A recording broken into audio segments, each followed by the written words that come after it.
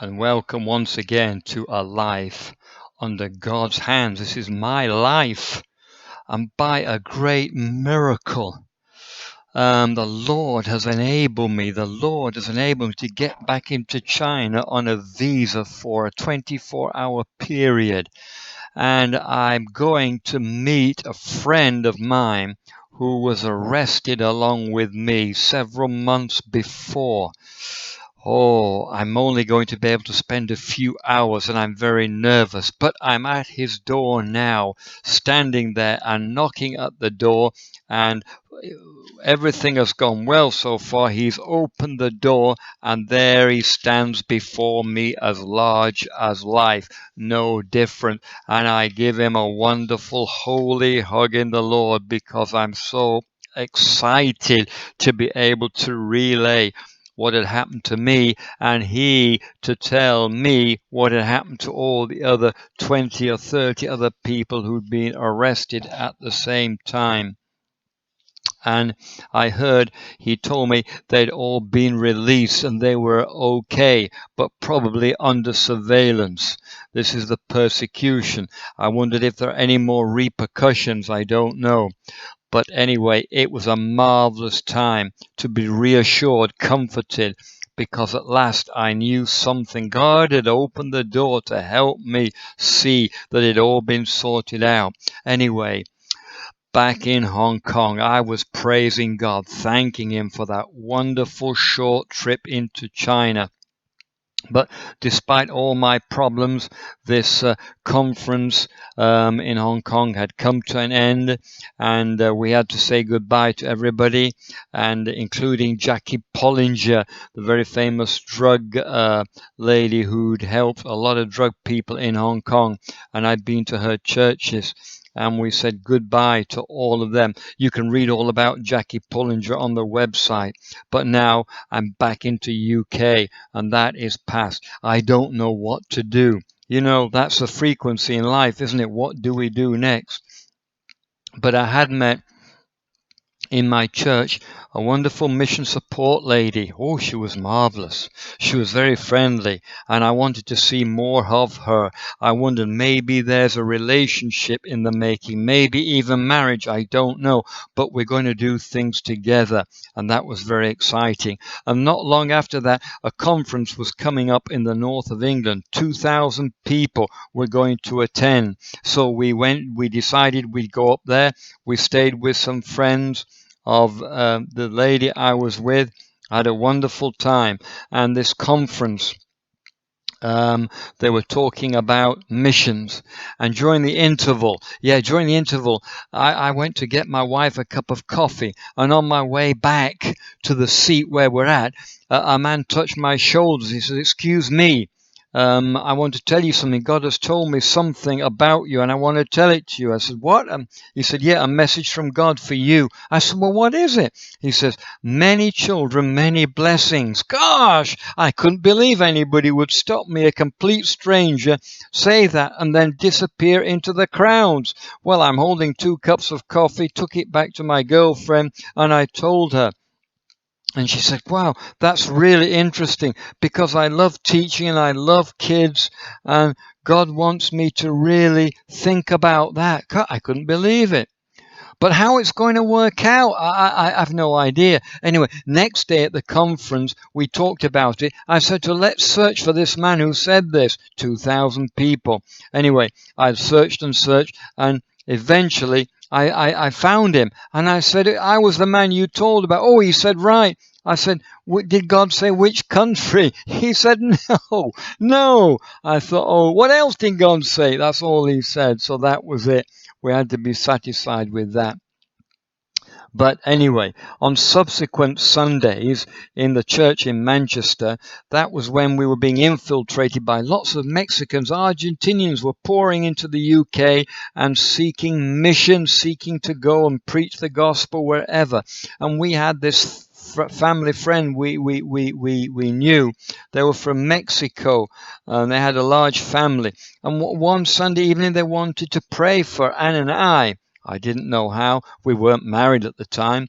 So they prayed about that, and they said, "You know, I can see lots of children and lots of blessings. Well, they didn't know anything about that before. So here it is confirmed again, exactly the same thing. I can't believe it. I'm amazed. You mean that God is still after the same purpose? There's life after China? Is my life still in God's hands? I've no idea how it's going to be accomplished. But we had one link that was hopeful about all this, and that was South Africa.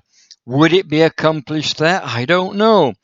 From the mission couple that I met in South Africa in Durban, had asked me to go, so I said to Anne, shall I go and check it out? Shall I go and stay there and see if God wants us to go to Durban? I don't know. My girlfriend, she agrees. So off I went for about a 6-week trip to see what would happen. Stayed with this wonderful couple in Durban, very mission minded. And we decided that, hey, we're just going to have a holiday. We started a mission organization and we named it Who Will Go Ministries. Hey, imagine that. Who Will Go Ministries. Amazing. Now, nearby to their house was a school, and it was an ACE school, Accelerated Christian Acceleration, from the USA. There's some of them in UK. Now, today I can tell you my wife is currently working there. Yet, would the Lord want us to teach there? Possibly open up a door. I would have to do training in that school to become a teacher or a head teacher.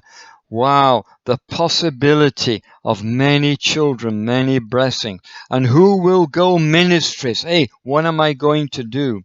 Well, we decided that we would approach some churches around Durban, and the ones that were most open were of the Indian community, lots of them. And we wanted to prompt or promote missions, especially to China, because this man and I had just come from Hong Kong. We were interested in developing missions to these churches. Wow. Hey, God is really beginning to do things here. Well, it wasn't long. I was invited to go to a big church of 3,000 people inland. We got this invitation. It wasn't a black church, it was a white church, to go and speak on missions in China. Gosh, I was very nervous. Anyway, I got to this church, and then during the preaching time, they invited me to come forward, looking at 3,000 people, whatever, I don't know. But I noticed there were 2 black young men sitting there in the audience on different, not together. They looked to be about 20, 22, whatever. And I just felt prompt by the Lord, prompt. And I said to these 2 young men, before I start preaching, please come forward. They looked at me as if I must be got the wrong person. They said, oh, us, yeah. I said, come forward. So they came to the front. Of course, everybody was wondering what I was going to talk about. And I said to them, do you know what it's like to be a preacher, a missionary? They said, no idea. I said, right, come on the platform here with 2 chairs. You're going to sit one on the left, one on the right. You're going to face the audience. You will see what it feels like to be on the stage. And so as I taught about missions and everything, I think everybody forgot about them. But at the end of that meeting, I said to the people, missions, right? Mission minded. Does anybody want to come forward? Pray for missions. You're thinking about missions. You want to get involved. Come forward. We'll pray for you. Oh, 30, 40, 50, 60. I can't remember how many. They all came forward along the front, and they bowed their heads and knelt down. And I said to these 2 young black men, I said, now you are going to pray for them. They said, what? We don't know how to pray. I said, do you believe in God? Yes, we do. Go and lay your hands on them and pray and say something. So believe me, they did it. They went down the line and they prayed for these people. And of course, at the end of that, when everybody had been prayed for, they got up. They saw it was not me who'd prayed for them, but 2 black young men. They were astonished. They couldn't believe it. But you see, this is the beginning of opening up the ministry here for me in China, in South Africa. You see, God is now giving me a heart for black people. Isn't this wonderful? Isn't this the hand of God? Isn't this amazing? And in part number 35, you're going to hear how God developed this.